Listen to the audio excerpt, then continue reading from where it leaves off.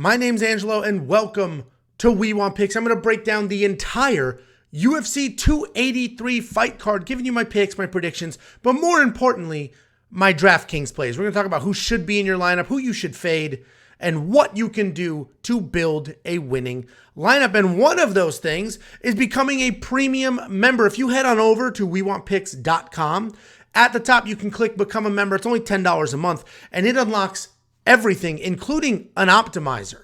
If you do large tournaments, you're very familiar with this optimizer. If you don't, well, let me introduce you. You come in here, it will be pre-loaded. We're filming this in the morning. This will be preloaded later today. But right now, it has all the fighters' names, their salaries, and that information. Then we add their value projections. So are they going to be worth their money or not? Then we add the ownership projections so you can compare to other fighters and build yourself a unique lineup to win those big tournaments. You click literally a few buttons. It will do a complicated math formula and spit out winning lineups. It'll spit out one. It'll spit out 150 so you can enter those large tournaments. Head on over to WeWantPicks.com. Click Become a Member to unlock this, all of our bets, and all the other information that we give you. We have a full cheat sheet, and that cheat sheet has every piece of data that you need to build a winning lineup, not including all the non-fantasy stuff.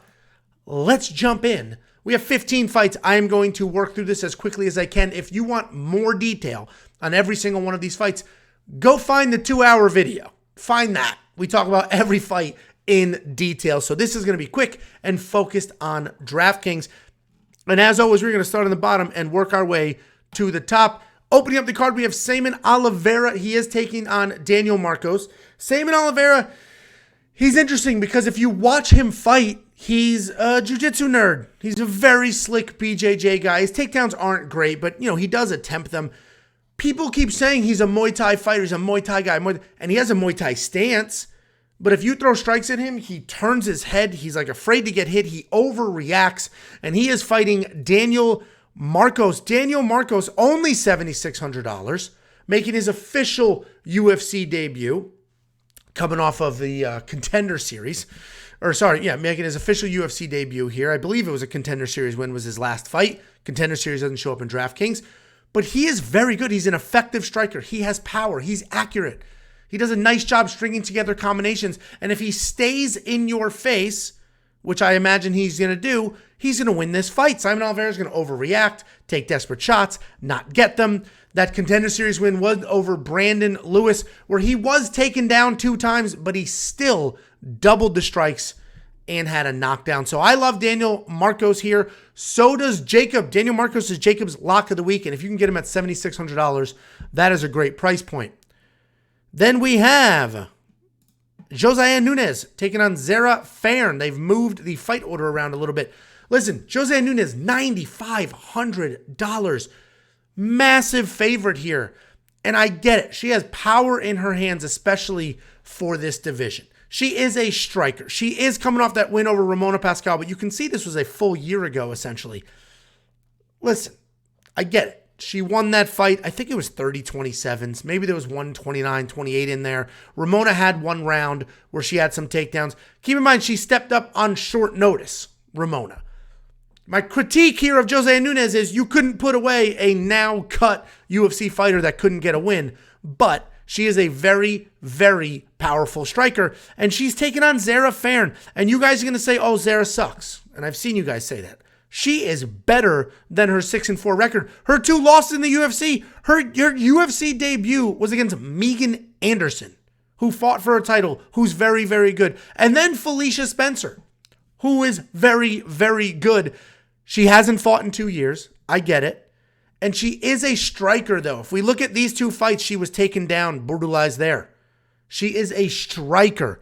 I think it's going to be a little more competitive on the feet than a lot of people think. I do think that Jose Nunes is going to win. A lot of you love that $9,500 price point because you think she's going to get a first-round knockout. I personally, a little more conservative with my lineup than that, and I think we have other people in that 9-ish range that I'm, a little more confident in. But Jose Nunes is going to win, probably by stoppage. Therefore, if you want to spend the $9,500, I'm not going to shame you for it. It's just not something that I personally am going to do.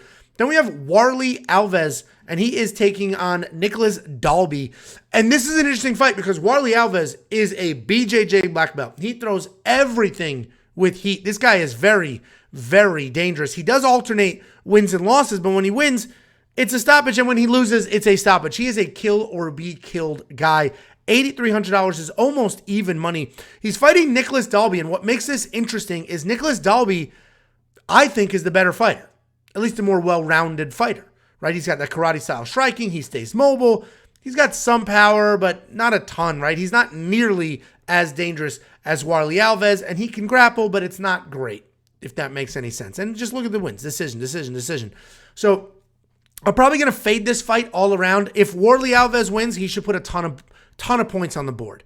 But if Nicholas Dalby weathers that early storm, he's going to point his way to a win, but he's not going to score very well. 69, 54, 69.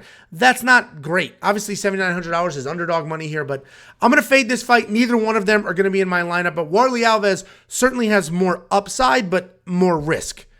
Then we're going to have Terrence McKinney taking on the definitely the smaller Ismael Bonfim, the Bonfim brothers. So Terrence McKinney, we know Terrence McKinney. He's got great hands, very athletic, phenomenal wrestling, good grappling. And over the last year or so, he's established himself as a pretty trendy fighter to back, trendy fighter to enjoy, a very skilled fighter. But if we just look at his record on Tapology, he has some losses that were pretty embarrassing. Pretty embarrassing losses to people that have been cut from the UFC. But since June 2021, after his official UFC debut, he put away Fervola, submitted ZM, almost had Drew Dober dead to rights. This dude scored 40 points in like a minute and a half. It says 2.5, but then he was put out, fine. And then he just beat Eric Gonzalez by submission. But what we need to remember here is he was cracked. Terrence McKinney is hittable. That's going to be a problem against Ismael Bonfim. Bonfim is making his UFC debut, as is his brother. Bonfim comes out. He's a wild striker. He's got real power, no regard for what's going on. I do think Terrence McKinney wins this fight. I do think he wins this fight. And history says if Terrence McKinney wins this fight, he will win by stoppage. It also says if he loses, he'll lose by stoppage. I think you need one of these fighters in your lineup. I think the optimal lineup includes either Ismael Bonfim or Terrence McKinney. I like Terrence McKinney to win, so that's the side, but there's a lot of reason to like Bonfim in this fight. Pick your side. I do think optimal lineup has one of these two fighters in it, especially because the pricing is close, and we are most certainly in for a first-round stoppage. Therefore, you got to pick your side. You got to go for it. Then we have Cody Stamann taking on Luis Lacerda. This is an interesting fight because Cody Stamann, $9,200. Listen, the dude is 2-3 in his last 5. Yes, he's coming off the win over Eddie Wineland, but Eddie Wineland is 39 years old or 47 years old, whatever the hell he is.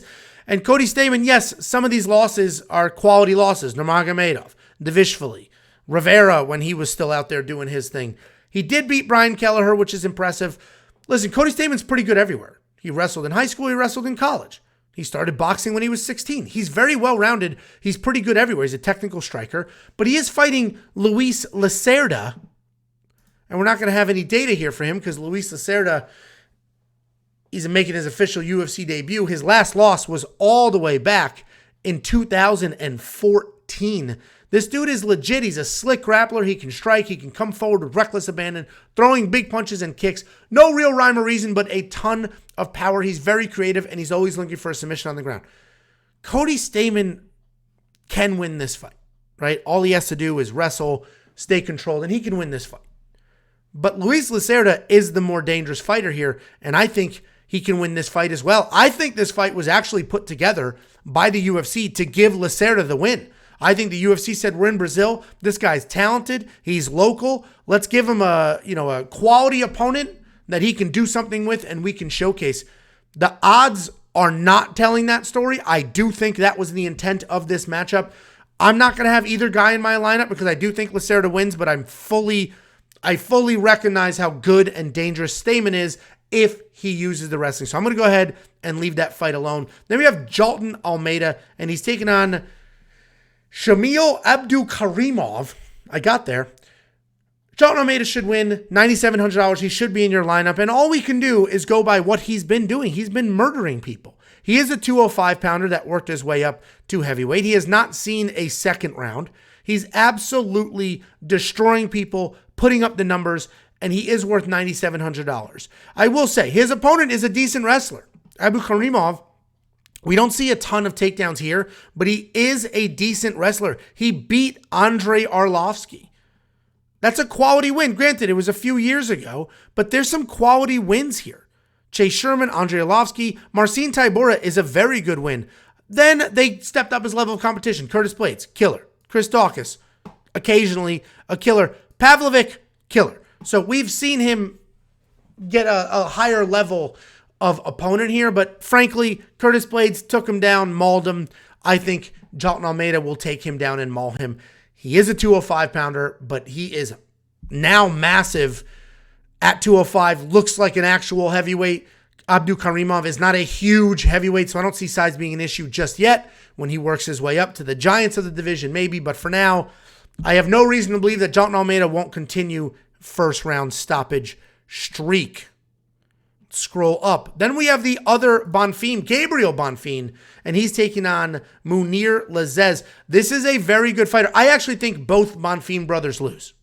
I think both of them lose, Gabriel and Ismail. But they could both win, and they could both come out there and look absolutely incredible. But Gabriel Bonfim, like his brother, is a very solid striker, high-level boxing credentials, solid BJJ, but he's the more controlled of the two. He takes his time, he works appropriately, he works for positions on the ground, then to submissions, instead of just chasing wild stuff. He is coming off a Contender Series win. It was over a short notice opponent, though, so had a little bit of a favor there. And he's taking on Munir Lazez. Munir Lazez is genuinely a very good fighter. He's coming off that win over Ange Lusa, and that was a showcase win, and Ange is a dangerous striker, and Munir's a very good striker. He's got a good enough chin that lets him hang out in the pocket, lots of power, solid cardio, works combinations well. But he can also wrestle. He took Razak Al Hassan 4 times. He took him down 4 times, and we just saw what Abdul Razak Al Hassan could do last week. So I like Munir Lazez to win here. I love him at $7,400. He is absolutely somebody that you should work into your lineup, especially when we're talking about people like Jalton Almeida at $9,700. So Munir Lazez should be in your lineup. Then we have, let me go to Thiago Moises. We have Thiago Moises taking on Melk Costa. Thiago Moises at $9,000 is some of the best value you're going to get on this card, period.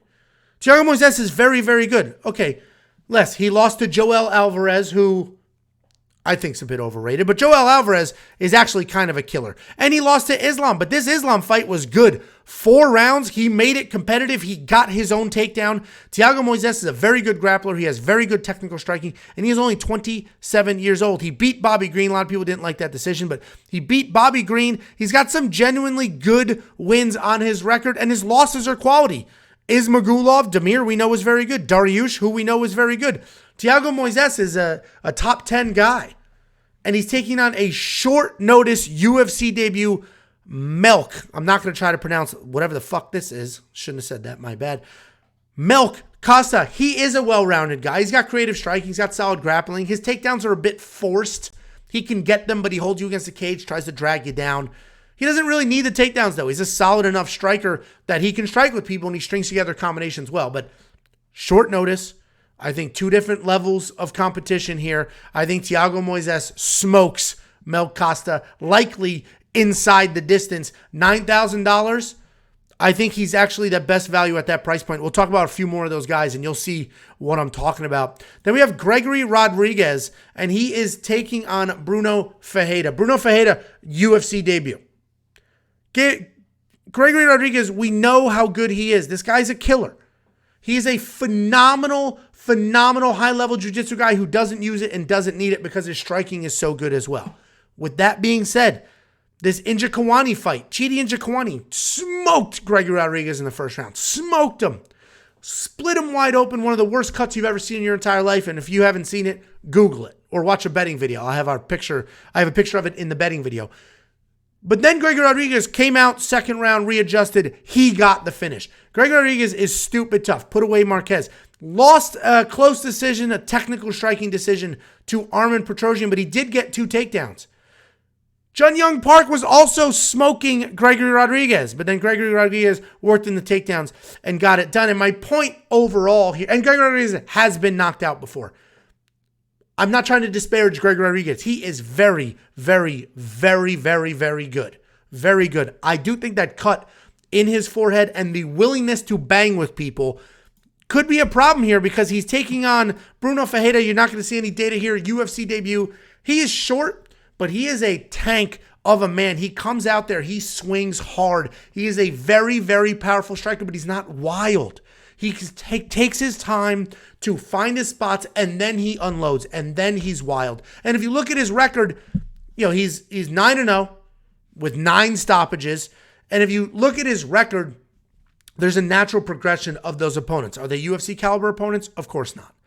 My point here is I'm not going to put Gregory Rodriguez in my lineup. He may stop Bruno Ferreira. He should. He's the much better, more experienced fighter. But Bruno Ferreira coming in here, Gregory Rodriguez, there's no way in 4 months we saw his skull and now it's fully healed. I'm no doctor, but 4 months seems like not that long for that to fully come together and heal. That's only 16 weeks. 4 times 4. See what I did? Anyway, I think Bruno Ferreira, I'm not going to put him in a cash lineup because there's a lot of risk there, but I think he can win this fight. Therefore, I'm not spending $9,100 on Gregory Rodriguez, who could get knocked out, when I can spend $9,000 on Thiago Moises, who should frankly be free and clear from any danger whatsoever in his fight, and I get him at a $100 discount. Then we got Ihor Peteria. He is taking on Mauricio Shogun Rua in Mauricio's swan song of a fight. He is retiring. He's done. He's leaving. Ihor Peteria should win this fight. Frankly, should win by stoppage. You want to throw him in your lineup? Go for it. It's literally that simple. He's a very, very good striker. Decent striker. But he's got a nice loose style. He has very good power. He is accurate. He is hittable, which is the problem because he keeps his hands low. But frankly, Shogun is sort of past his prime at this point. But Shogun is a beast. This guy's one of my all-time favorites, and he can still do stuff. I mean, he's 2-2-1 in his last 5. Granted, this was against Little Nog. The win over Pedro was actually pretty solid. The Craig decision, listen, he didn't get submitted by Paul Craig. That was a draw. He didn't get submitted. That's fine, right? Like, I know he's older and these are weird wins, but then he ran it back and we don't need to talk about what happened here. But the St. Preux fight was sloppy. It was back and forth. My overall point here is Shogun is past his prime. He likely loses this fight, but he's not a complete bum. He can be tough. He can hang. He can out-wrestle Peteria here if he wants to out-wrestle him. If he's just going to stand in the pocket and bang, that may not go well for him. But I am not going to pick against him. I'm not going to draft against him. I have too much respect for the guy. And frankly, an old hat like this could legitimately pull something off.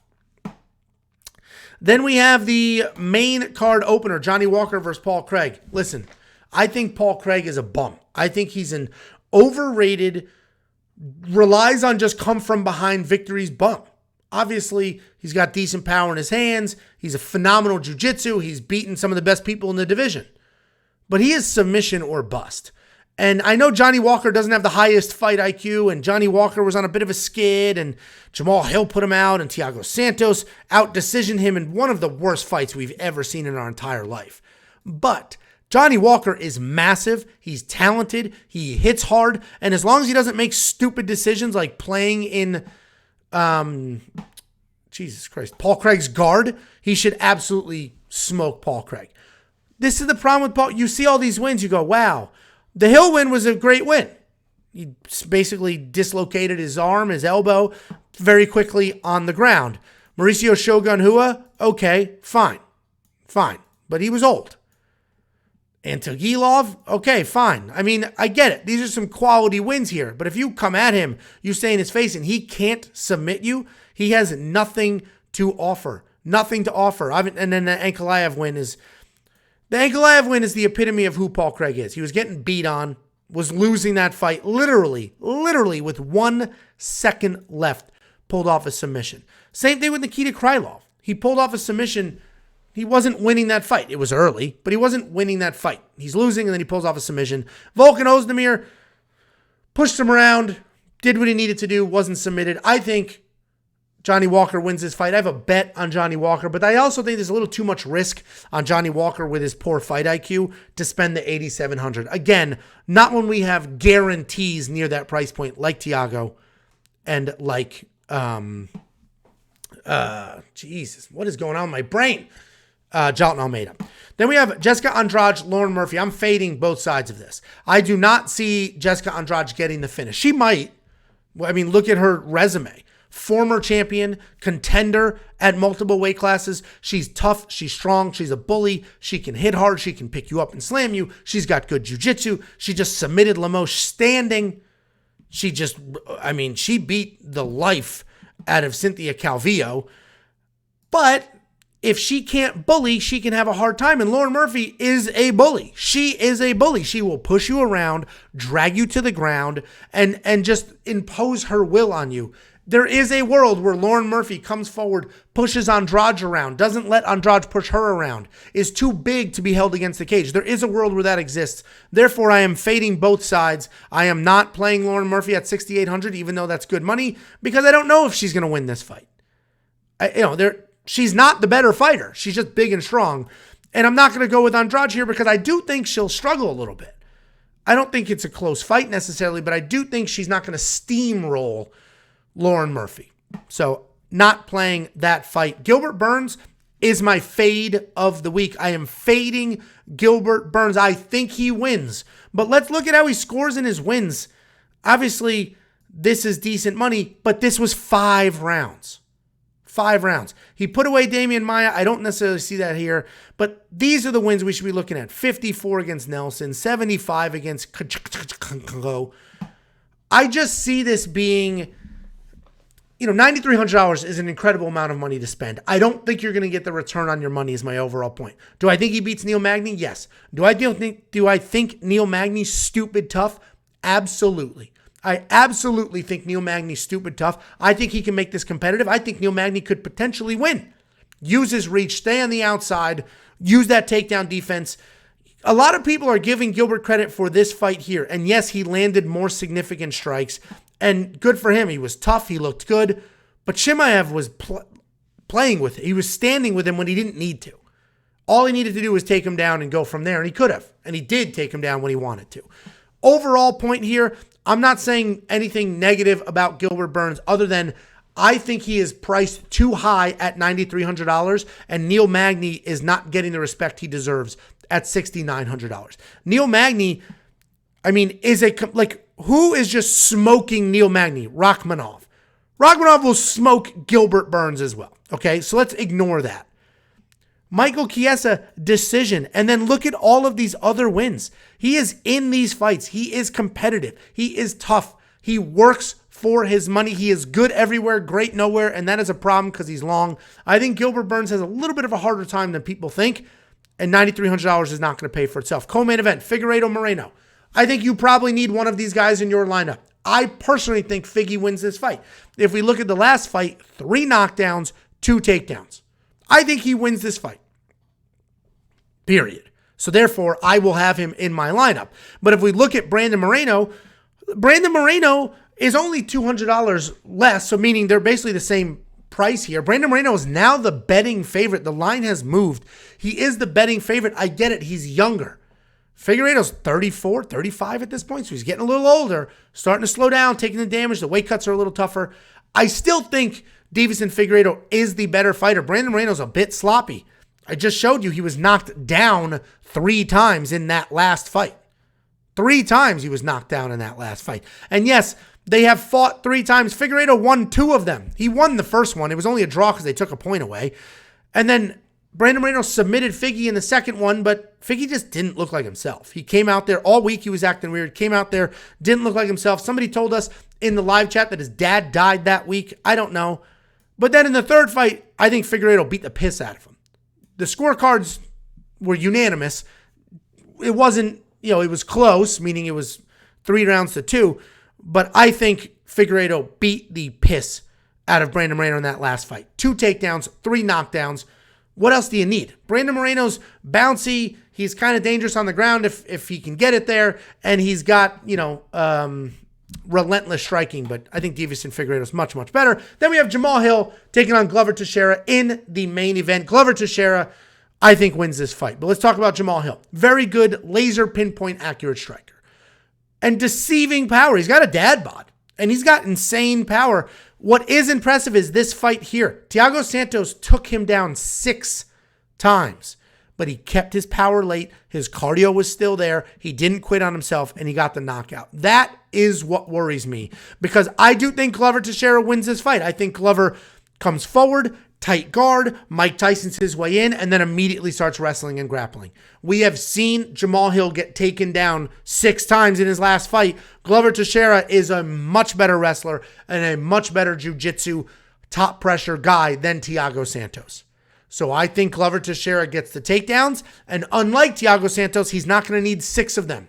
I don't see Jamal Hill working his way back up. When Glover takes you down, he has insane pressure, insane control. He beats you up on top. I like the old man here to get it done. $7,800 is good value. I'll probably squeeze him in my lineup, but I fully recognize he is 43 years old, and Jamal Hill hits very, very hard. I fully recognize that.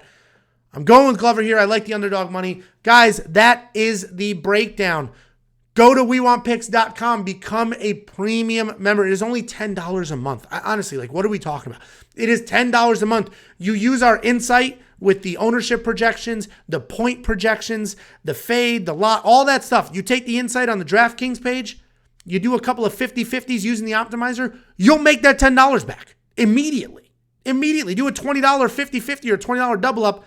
You're going to get that $10 back, because I'm positive using our insight, using our tools, you will be better than half the people out there. And that's all a 50-50 and a double up are. Be better than half the people for the most part, and then you'll get paid.